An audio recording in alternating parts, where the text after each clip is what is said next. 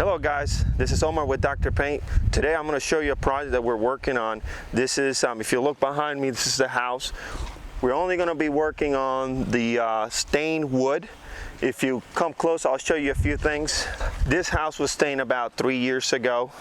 This is close to the water. As a matter of fact, it's less than half a mile away. So the salt air really attacks paint, stains, and all kinds of stuff. So if you look here, the stain is completely gone in some of these areas. You can see some of the old, and the wood has turned kind of grayish. So what we're gonna do here today, we're gonna restain it. But first, we gotta do the preparation, which means cleaning it, and we're gonna apply a solution that will brighten the gray or the weather wood, we'll bring it back to life. We have to allow it to dry completely, so we'll wait about 2 to 3 days. Once the wood is completely dry, we're going to start staining. The stain that we're going to use on this project, it's a semi-solid. There's different type of stains. There's what they call the clear coat, which is nothing but clear. Then we have semi-transparent, semi-solid, and solid. Solid, it just covers the wood completely, one solid color. Semi-solid, in this particular case, that's what we're going to be using, which is it'll allow some of these colors to come through. Not as much. What you see right here is just a semi-transparent. It was stained, and you can see the wood, you can see the wood knots and all of that, but we're going to do a semi-solid this time around.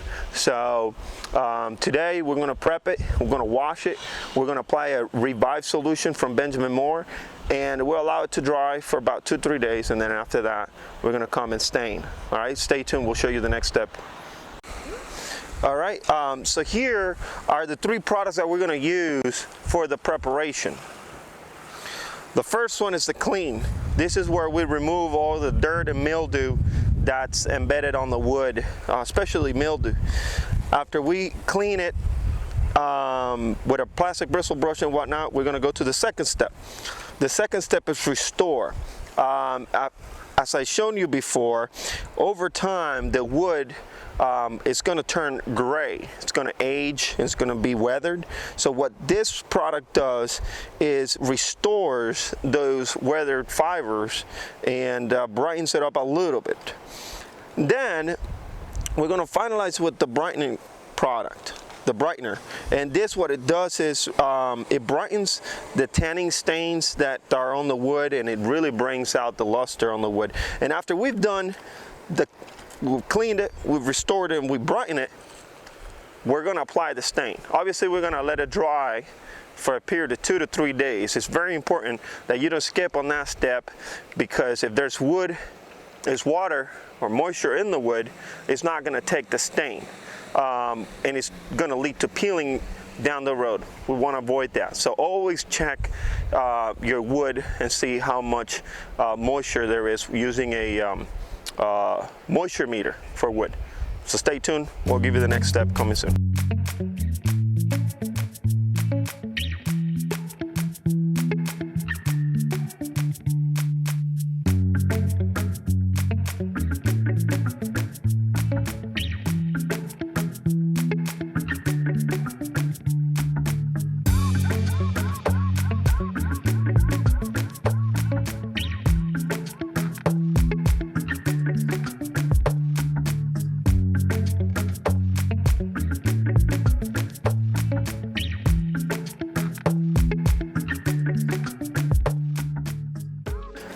Okay, so this wall right here, we had cleaned it already, and we scrubbed it a little bit, and some of the finish came off, but right now we're going to try, we're going to apply the restore.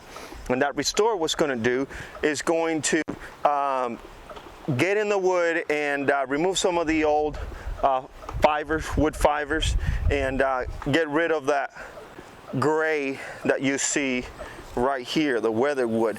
So we're going to apply it, let it sit for a few minutes, and then scrub it. And when you scrub it, you got to make sure that you scrub it with the wood fibers. You don't want to go against it. You want to go with the fibers. So we're going to apply it. Well, first of all, we got to pre-wet it, apply it, let it sit for a couple of minutes. After that, we're going to scrub it with the wood grain, and then after that, we're going to rinse it. Okay? So that's what we're doing next.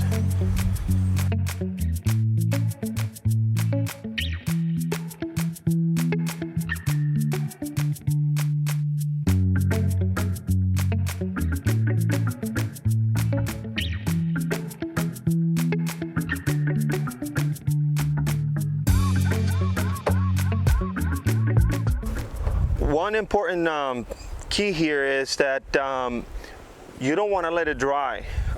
So right now this wall is getting direct sunlight, so you might want to reapply it. You just won't want to let it dry, and that's why it's so important to pre-wet it. On that side you don't get direct sunlight, so it's taking a little longer, so you got to work with the environment. So if you know you're getting direct sunlight, you want to make sure that you reapply it. If you let it dry and then you scrub it, it's pointless. You want to scrub it while it's still wet, while it's still working into itself into the fibers.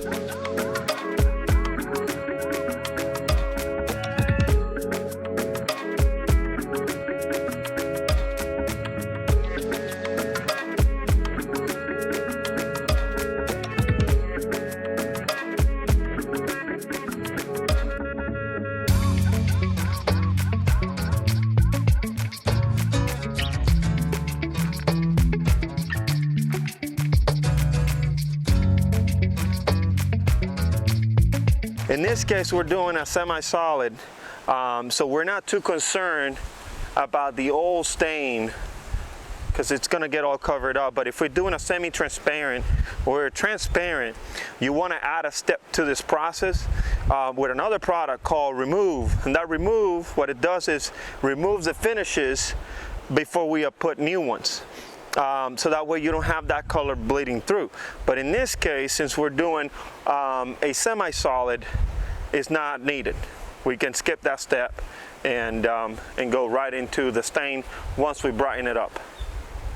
So this is the last step. We're gonna put the brightener on.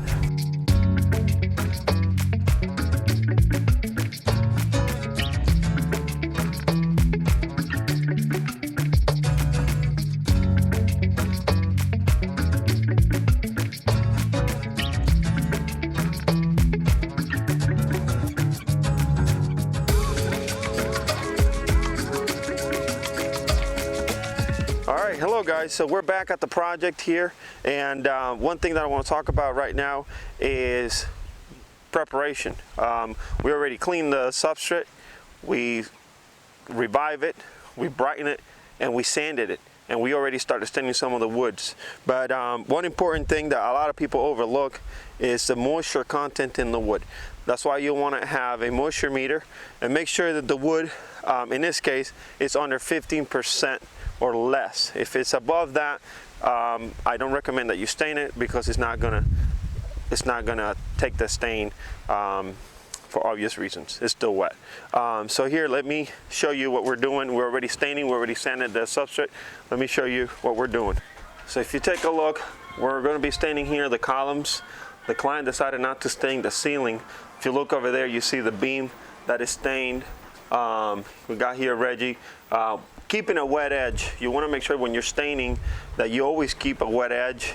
If you don't do that, then you're risking to have overlapping marks on your wood, and it's not going to look good. So always that you're staining, make sure you're keeping a wet edge on everything you do. So here's a clear example of keeping a wet edge. So every time we stain, we do board by board. We don't stop halfway. If you stop halfway, you're going to have the lap marks. So we did the top boards and we had to stop, and but once we get back at it, it's going to be one board at a time, avoiding having that lap marks. So that's very critical, and a lot of times some people make mistakes on that part by not keeping a wet edge.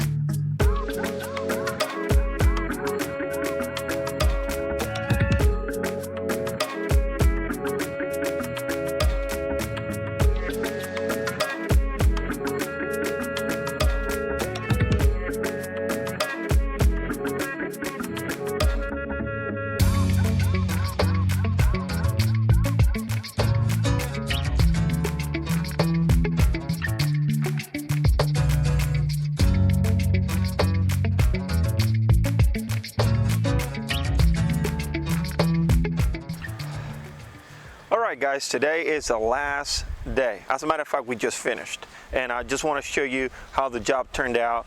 It turned out beautiful, and I'm just going to give you a close-up here. Follow me so you can see. So you can see it looks nice and even throughout, nice and sealed.